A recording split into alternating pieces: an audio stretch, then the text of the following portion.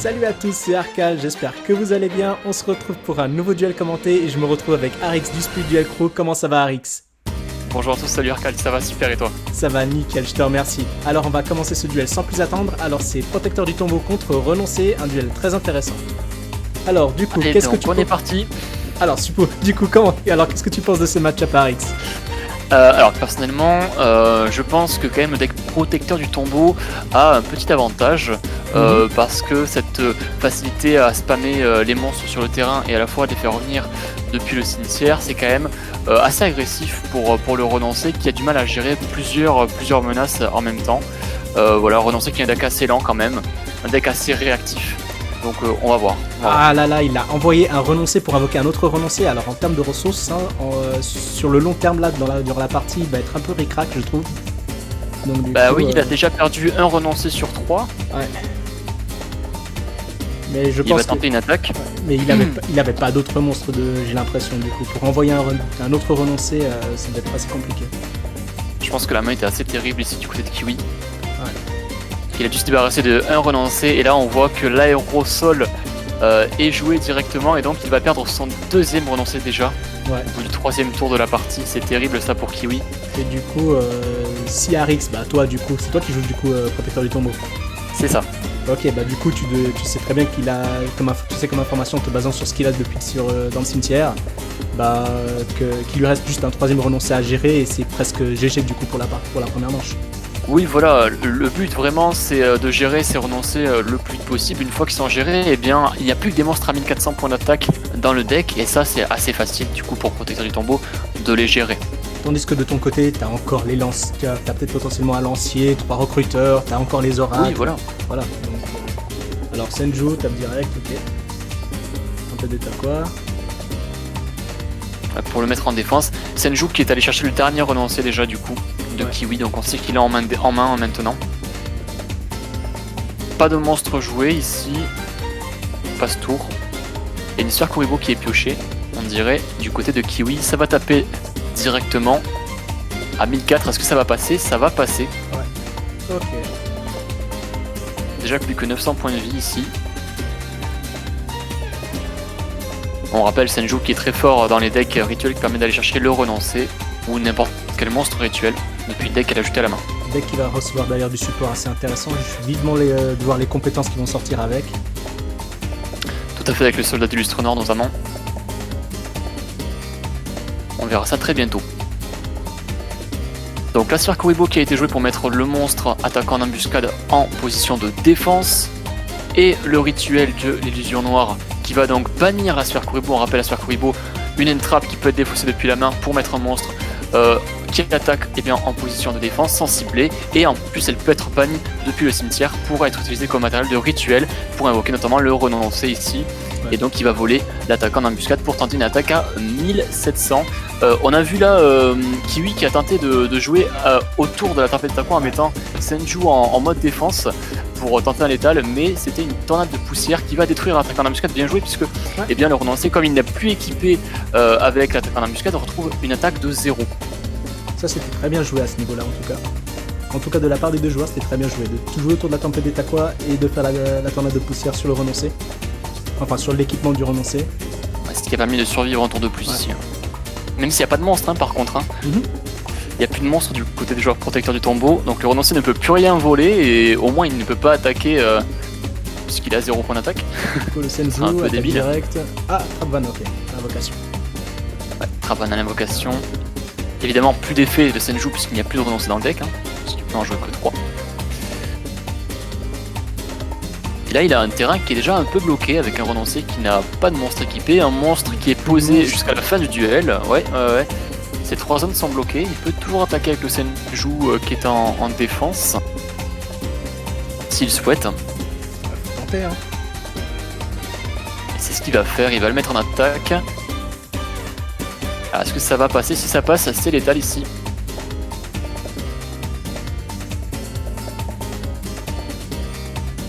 Ah, rite de l'esprit, ok.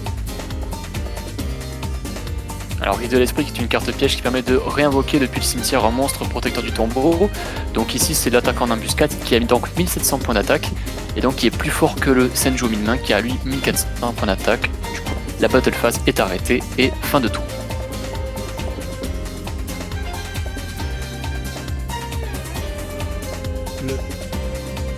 L'oracle, ok, d'accord. Alors invocation sacrifice, on va rappeler l'effet du devin. Donc le devin c'est un monstre de niveau 10 il me semble, qui a 3 effets et en fait il va gagner des effets en fonction du nombre de monstres protecteurs de tombeau sacrifiés, soit 1, 2 ou 3. Donc il va gagner les effets que vous souhaitez, soit gagner des points d'attaque en fonction du niveau du monstre sacrifié, soit il va réduire tous les monstres face recto sur le terrain de l'adversaire de 2000 points d'attaque, soit il va détruire tous les monstres posés contrôlés par l'adversaire. 3 effets très forts. Et là il a décidé d'utiliser l'effet qui baisse l'attaque des monstres de 2000. Alors petite quand même donnée intéressante, c'est que le renoncé ici qui va voler le devin, et bien même si le devin de base a 2000 points d'attaque, et bien le renoncé lui il va rester à 0 points d'attaque. Pourquoi ? Et bien on passe de 0 à moins 2000. Et donc moins 2000 plus 2000 ici en équipant le devin, il va être toujours à 0. C'est pour ça qu'il ne peut pas attaquer avec le renoncé pour le létal. Très important de le clarifier. Surtout que c'est un effet permanent du coup. Bien sûr.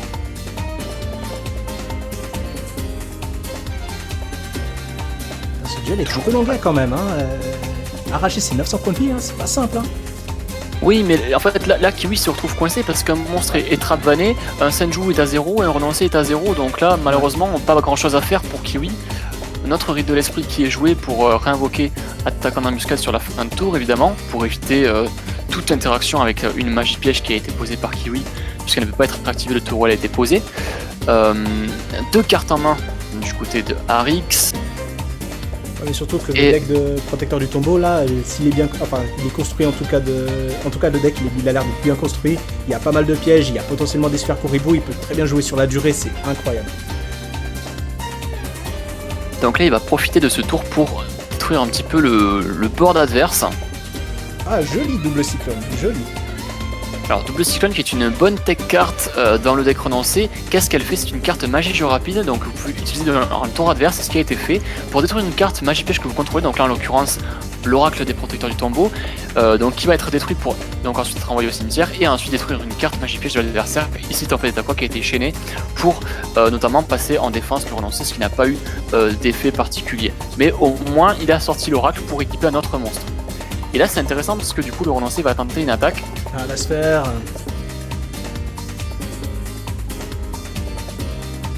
Et le Senju qui a donc plus d'attaque que le recruteur qui a je crois 1200 points d'attaque. Voilà c'est ça je crois, 1200 points d'attaque, donc ça va faire 200 points de dommages infligés donc à Arix. Et l'effet du recruteur quand il est envoyé au cimetière depuis le terrain, on peut aller chercher un monstre protecteur du tombeau depuis le deck et l'ajouter directement à sa main. Alors du coup c'est le tour de Arix, l'attaquant d'embuscade et qui décide de taper le Senju.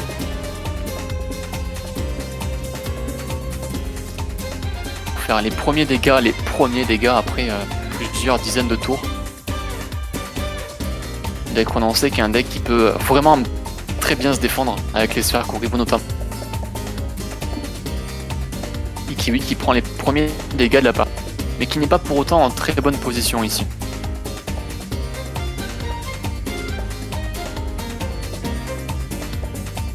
Alors, le choix de Kiwi ici est de mettre le renoncé en position d'attaque et de poser un monstre.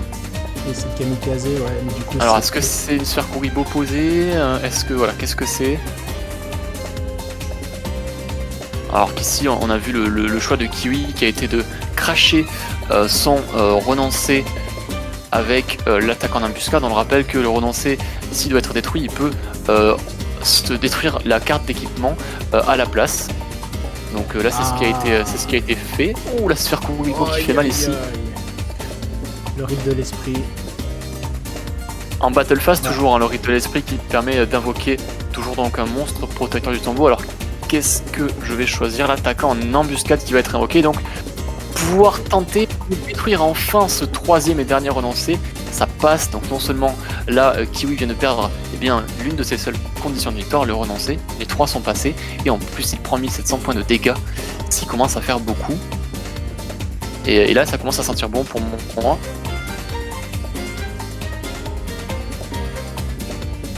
Jean en attaque. Alors, quelle est la ligne de play ici utilisée par Kiwi? Je pense qu'il n'a plus grand chose à faire. C'est pour essayer peut-être d'intimider l'adversaire. Ouais, de tenter un bait. Mais là, je le vois pas remonter. Peut-être une tempête d'Etaqua ici. Ouais, tempête d'Etaqua qui est jouée. Ouais. Et le recruteur qui va continuer l'attaque. Et donc, il va infliger, il me semble, 1000 points de dommages. Il y a encore des targets. Tu vas prendre quoi, le 2-20? Ouais, bah là. Ouais, voilà, il reste encore le 2-20. Et là, ça devrait être game. Okay. Et oui, 2 joueurs qui se serrent la main. Donc 1-0 ici pour Arix. Et on passe à la deuxième. On passe à la deuxième. Du coup, il y a toujours du... Vous avez sidé du coup. Exactement, ouais. Super. Alors. Possibilité de sider ici. Sonic Bird. Donc Sonic Bird, lui, c'est un monstre qui, lorsqu'il est invoqué, normalement, ou même par flip, vous pouvez aller chercher une carte magie rituelle depuis votre deck et l'ajouter à votre main. C'est quand même très fort, une carte, je crois, en ultra rare. Dans le speed duel, qui valait assez cher. Ouais, bah maintenant elle va être rééditée, il me semble d'ailleurs, dans les prochains decks de démarrage là. Exactement, elle va être rééditée dans les prochains decks de démarrage pour booster encore une fois la consistance des decks rituels et puis faciliter aussi l'accès à cette carte qui était un peu chère. Ouh, et instantanément l'effet du 2-20, alors là on voit qu'il y a une Chain Link qui est jouée, donc on rappelle Chain Link 1, effet du recruteur, Chain Link 2, effet du 2-20, donc Chain Link 2, effet du 2-20 se résout en premier, il va baisser de 2000 points d'attaque le monstre adverse, et Chain Link 1, le recruteur va tutoriser un monstre recruteur des protecteurs des tombeaux, pour l'acheter à la main, pour la sphère Kuriboh qui est jouée évidemment, pour mettre le monstre en défense, il va pas prendre 2000 points de dégâts comme ça gratuitement, évidemment, s'il n'y avait pas de backrow, j'imagine qu'il y a sûrement 2 ou 3 sphères Kuriboh en main. Il y a combien de défense le 2-20 d'ailleurs? Alors, il a 1500 points de défense, okay, ouais. Donc ça c'est pas suffisant, un Senju ne pourra pas le passer. Ouais. C'est ça ma question. Alors là ici du coup la cérémonie rituelle qui est jouée, une compétence qui permet de révéler un monstre rituel depuis sa main pour aller chercher une magie rituelle, donc avec le monstre cité. Donc il va toujours faire l'effet du Kuriboh, le bannir depuis le cimetière, comme ça il se garde des ressources en main et sur son terrain, pour pouvoir invoquer son renoncé, voler le 2-20 et du coup le renoncé qui a 2000 points d'attaque ici. Du coup va-t-il jouer autour de la tempête d'Etaqua? Est-ce qu'il décide de taper le Senju? Alors le Senju qui est invoqué, est-ce qu'il décide de faire l'effet ou pas? Oui, il a fait l'effet. Ouais, il a fait l'effet. J'ai peut-être un tout petit peu de retard sur toi. Tu as combien de secondes? Du coup, je suis à 12.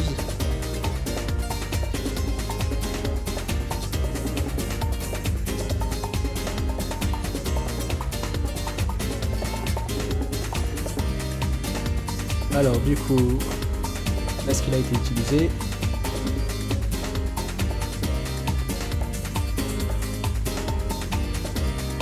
Alors phase de réflexion du côté d'Arix pour faire tornade de poussière pour, comme tout à l'heure, détruire le 2-20, le renoncer qui va taper à 0 du coup en battle phase. Il y a quand même pas mal de dégâts qui ont été pris ici. Et fin de tour là il faut quand même agir, hein, parce qu'il y a quand même 3 monstres en face. Kiwi qui est dans une bonne position quand même.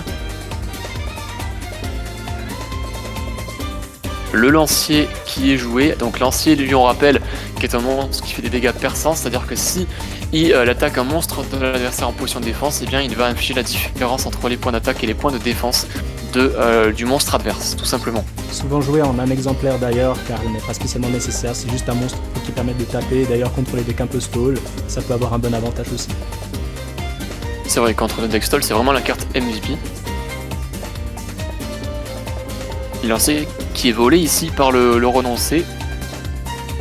Senju qui est invoqué, alors là ça va jouer autour de la tempête et ça va taper.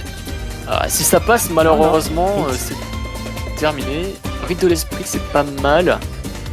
Permet d'invoquer le 2-20 ici, pas de scrupule, on invoque le 2-20, il a 2000 points d'attaque, aucun de ces monstres ne le passe.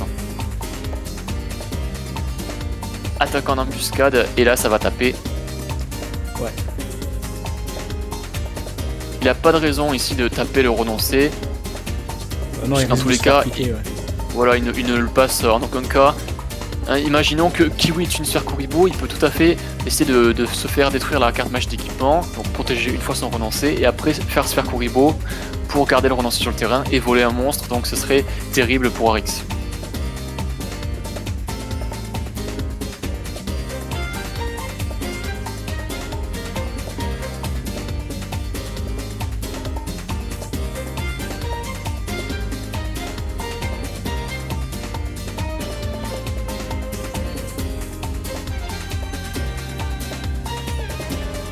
Alors ici l'invocation du devin qui est réalisée donc par moi-même, donc sur le sacrifice de l'attaque en embuscade. On fait l'effet pour faire évidemment baisser l'attaque du renoncé, donc de 0 à moins 2000, et la tempête. Ici on n'a pas joué autour de la tempête des Taquois, et du coup on se fait punir.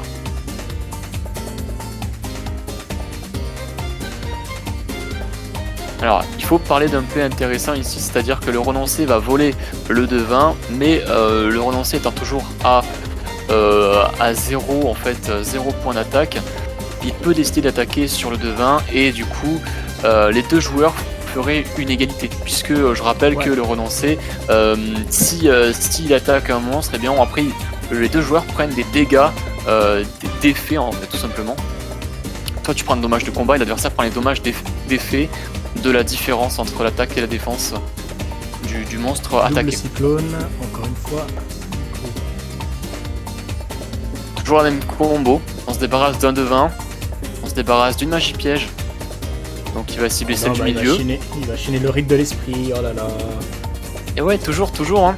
Ah, c'est incroyable.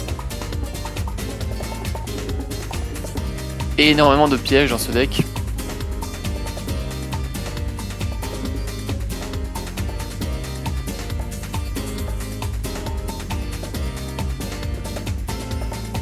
Donc le renoncé qui va voler le devin, et il va tenter ici une attaque tempête des Taquois tout simplement. Alors une attaque ici, tac tac tac, aurait fait donc à Kiwi je crois, combien? Ah non, il avait 0 point de défense en attaquant en embuscade, donc il aurait, je crois qu'il ne serait rien passé. Il me semble pas. Ouais, donc la tempête des Taquois pas très utile. Le bait de Kiwi qui a dû bien passer ici.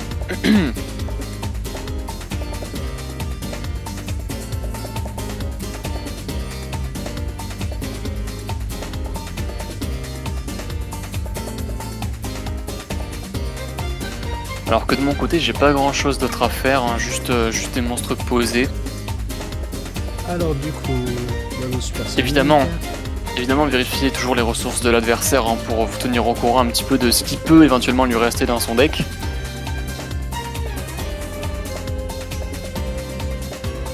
D'ailleurs, c'est beaucoup plus facile de jouer de cette façon-là en speed duel, de checker toujours les ressources de l'adversaire. N'hésitez pas à regarder le cimetière de votre adversaire quand vous jouez, c'est de l'information publique, vous avez le droit de le vérifier pour savoir par exemple combien il lui reste de renoncer ou ce genre de choses. Alors du coup... Donc là il a décidé d'utiliser le Kuriboh depuis sa main.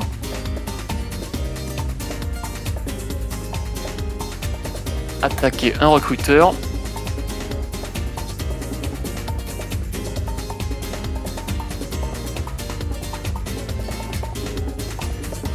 La sphère Kuriboh qui est jouée sur l'oiseau supersonique. Et je rappelle que le renoncé qui est le plus à gauche, il n'a pas de monstre équipé, donc il a 0 point d'attaque.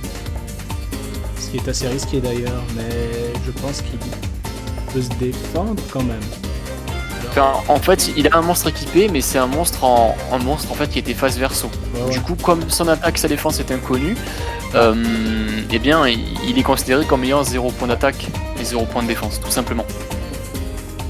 Du coup, la sphère Kuriboh qui a bien passé, d'accord.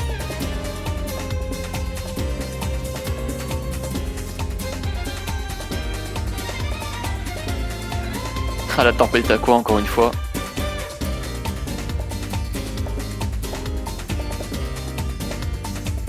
Toujours pour tempo. là on voit que je prends l'information également de mon cimetière, savoir voilà, qu'est-ce qui peut me rester en connaissant par cœur ma decklist. Je sais ce qui me reste exactement dans mon deck, donc ce que je peux faire, ce que je peux ne pas faire, quelle carte je peux attendre. Et voilà, comment me sortir de cette situation là en fonction des cartes qui me restent. Qu'est-ce qu'il faudrait que je top deck à ce moment là par exemple. Alors du coup, c'est le tour d'Arix, donc t'es en train de réfléchir. Alors, c'est normal, prends ton temps. Alors.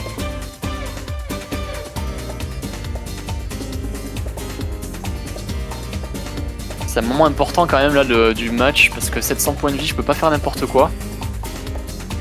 Et là je décide de faire l'aérosol de destruction ici, dévastateur, qui va raser tout le terrain. Ouais. Et donc les 2 renoncés vont partir. Puisqu'on le rappelle, hein, il peut sacrifier son monstre équipé pour se protéger d'un combat, mais pas des effets de cartes. Mais du coup, il a déjà un renoncé dans le cimetière ou c'était les... Il y avait 3 renoncés au cimetière ou il en reste encore un dans le deck là? Difficile à dire, je crois que là, les 3 sont passés, il me semble. On va vite le voir. Hein. Ouais. Un peu d'état quoi. Bon là c'est... Là on est dans une phase de la partie là où celui qui a le plus de ressources gagne. Est-ce que tu as un monstre? La Jean, il a passé. C'est génial. Jean avec 200 points d'attaque qui va détruire l'attaquant en embuscade ici. Et Kiwi qui n'est quand même pas en très bonne posture malgré tout. Ouais. Ah non, mais s'il arrive à gagner avec la piège posée là. Mais c'est pas suffisant pour le TK parce que Jean qui a que 200 points d'attaque. Ouais, mais continue à taper, pas de soucis. Jean beatdown, allez. Jean beatdown. Qui fait 200 ici donc à l'adversaire et donc il reste 200 points de vie. Ah ouais, mais après voilà, pour l'instant c'est pas besoin d'utiliser de carte piège pour ça. Aïe. Ah non, ne me dis pas. Attends, c'est le deck out? Mais oui, c'est le deck out. Et ça va aller au deck out, la dernière carte qui est piochée ici. Mais oui, il a juste passé le PV. Ah. Ok, d'accord. La Travan qui est jouée sur le Senju pour le mettre en défense, donc il peut plus attaquer avec. Jean qui va battle. Ah, double cyclone pour péter la tempête à quoi? Péter l'autre carte. Ouais, et Jean qui va. Ça sert à rien. Ça sert à rien parce qu'il va taper à 200. Il va juste passer ton tour. 300 points de vie et voilà, il me reste juste à finir mon tour et gagner ici le duel. Oh là. Incroyable, non mais c'est incroyable. Non mais des phases de deck out en speed duel, ça peut arriver, il n'y a aucun problème. Mais on rappelle que le deck out c'est quand même une manière de remporter le duel. Voilà, c'est si l'adversaire ne peut pas piocher de cartes, et bien vous gagnez votre duel. Voilà, ouais. C'est une condition de victoire, donc il faut y penser. J'ai tempo suffisamment pour pouvoir remporter la victoire ici. Ouais, donc 2-0. 2-0, ouais, 2-0. En tout cas, c'était un match très intéressant, plein de retournements de situation. Je pensais que soit c'était le renoncé qui gagnait, soit protecteur du tombeau suivant certaines manches, mais il y avait quand même pas mal de beaux jeux et ça faisait vraiment plaisir. Ouais, donc franchement des beaux plays de chaque joueur et voilà, on espère quand même que ça vous aura plu parce que franchement c'était un très beau duel à vous proposer et puis quand même un match-up assez intéressant quand même qu'on voit pas non plus si souvent que ça. Donc voilà, j'espère que ça vous aura plu. Nous on va vous remercier de nous avoir suivis. Merci beaucoup avec Arcal. Voilà, et surtout n'hésitez pas à commenter par rapport à ce match-up si vous avez même des plays à nous faire part que vous avez vu et pas nous, pourquoi pas. Évidemment à liker et à vous abonner à la chaîne du Speed Duel Crew et évidemment à celle de Arcal qui était avec moi aujourd'hui. Et donc voilà, nous on se retrouve très vite pour une prochaine vidéo sur le Speed Duel Crew. C'était RX et Arcal. Allez, à très bientôt. Ciao.